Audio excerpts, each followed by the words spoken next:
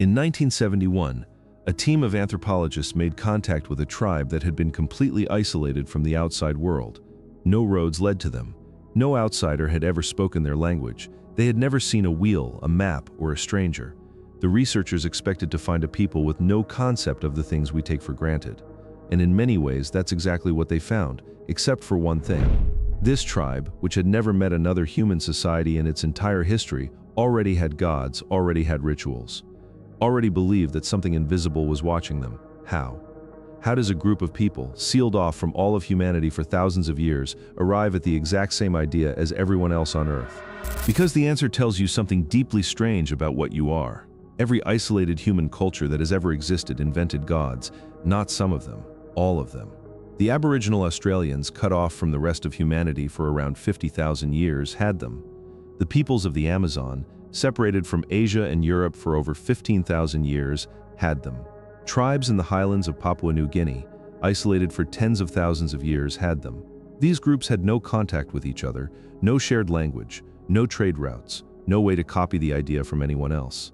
And yet every single one of them, independently, arrived at the same conclusion: that there are invisible powers behind the world, that something is watching, that the universe has intention. When the same answer shows up everywhere, independently with no shared source, you're not looking at a coincidence. You're looking at something built into the species. So here's the question. Why would evolution build a brain that invents gods? Because make no mistake, this is a product of the brain. Religion didn't fall from the sky. It came out of the same 3 pounds of tissue sitting in your skull right now, and the explanation turns out to be one of the strangest things science has uncovered about what you actually are. Let's start with the most basic piece. Your brain is a pattern detection machine. It is, arguably, the best one that has ever existed. You see faces in clouds, you hear words in static, you see a shape in the dark, and your heart rate spikes before you've even consciously processed it. This isn't a flaw, it's the entire reason you're alive. Imagine 2 early humans on the Savanna. The wind moves the grass. The first human assumes it's just the wind and keeps walking. The second human assumes it's a predator and runs. 9 times out of 10, it's just the wind, and the second human looks foolish. But the 10th time, it's a lion, and the first human dies. The descendants of the human who ran are the only ones who survive to have descendants. You are the child of the ones who assumed the grass was alive. Scientists call this hyperactive agency detection. Your brain is wired to assume that things in the world have agency, intention, will, a mind behind them, because the cost of being wrong in that direction is so much lower than the cost of being wrong in the other. Assume the rustling is an agent and you're wrong. You waste some energy. Assume it's nothing and you're wrong, you're dead. So evolution dialed the setting all the way up. Your brain would rather invent 100 invisible agents that don't exist than miss the one that does. Now extend that instinct to the entire world. Why does the rain come? Something must be sending it. Why did the harvest fail? Something must be angry. Why did the volcano erupt? The river flood, the child falls sick. There must be an agent behind it. Something with intention. Something you can perhaps bargain with. The same wiring that kept you alive in the tall grass, scaled up to the size of the cosmos, produces gods. But agency detection is only the first ingredient. The second one is even deeper. It's called theory of mind. Theory of mind is your ability to model what's going on inside someone else's head. When you talk to a friend, you're not just hearing their words. You're constantly running a simulation of their thoughts, their feelings, their intentions, what they know, what they don't.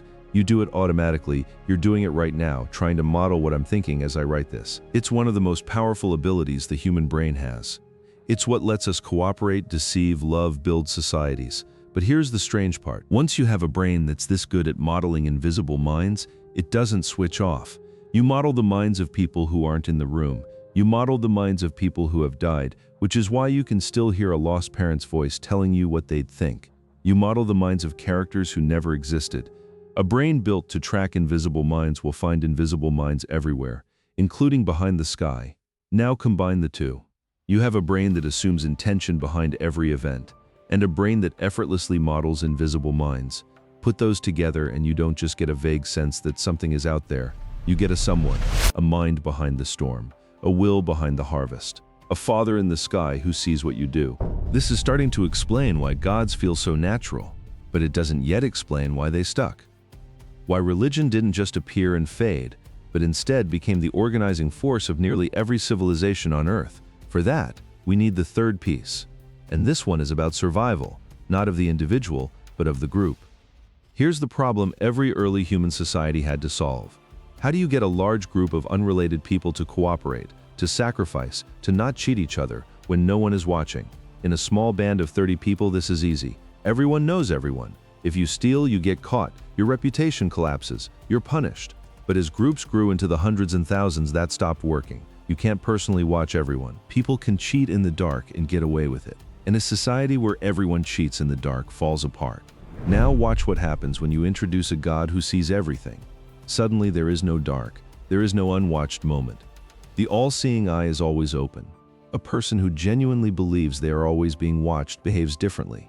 They cheat less. They cooperate more. They keep their promises even when no human would ever know. Anthropologists have studied this directly.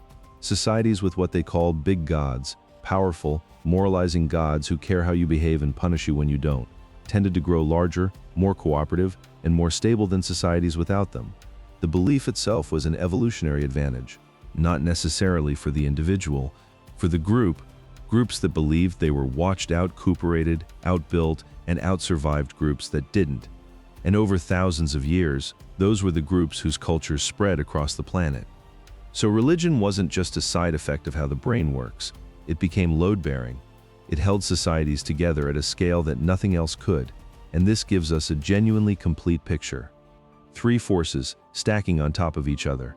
Agency detection makes you see intention behind the world.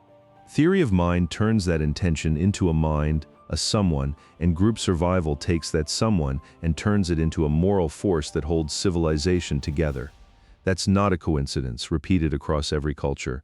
That's a machine, running the same program everywhere, in every human brain. But here's where it gets uncomfortable.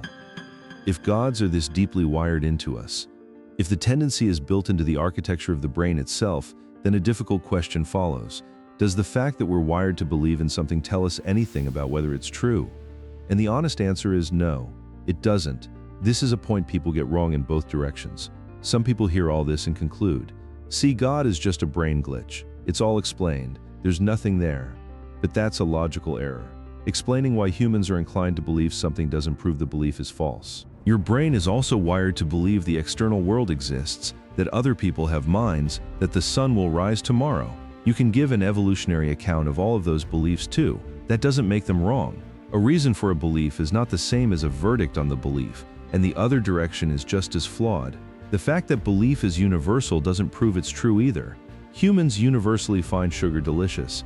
That tells you about human biology, not about whether sugar is good for you. So science can tell us, with remarkable precision, why we are the kind of creature that reaches for the divine. What it cannot tell us is whether, when we reach, there's anything reaching back. That question sits permanently outside the lab. So let's go back to that tribe, the one sealed off from all of humanity, who had never met another culture and who already believed something was watching them.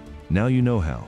They didn't need to meet anyone. They didn't need to be taught. They were running the same ancient program every human runs, the pattern detector that sees intention in the storm, the mind reader that turns that intention into a someone, the survival instinct that made the watching feel real and binding. The gods weren't passed to them. The gods grew out of them, the same way they grew out of every isolated people on earth. The same way, in the right quiet moment, they can still grow out of you. Because for as long as there have been humans, there have been gods. In every jungle, on every island, in every desert, and on every mountain. People who had never met and never could arrive at the same conclusion that the world is not empty, that something is behind it, that someone is watching. Maybe that's the brain doing exactly what it evolved to do, finding minds in the dark, because the ones who found minds in the dark survived. Or maybe the instinct points at something real. Maybe the universal hunger is evidence of a universal thing. Science can't close that gap. It can only show you how old the hunger is. You have felt it too, at least once. A moment where the world seemed to mean something, where something seemed to be there, just past the edge of what you could see. That feeling is one of the oldest things about you, older than writing, older than cities, older than history itself. And whether it's a ghost in the machinery of your mind or a signal from something beyond it, it is unmistakably human.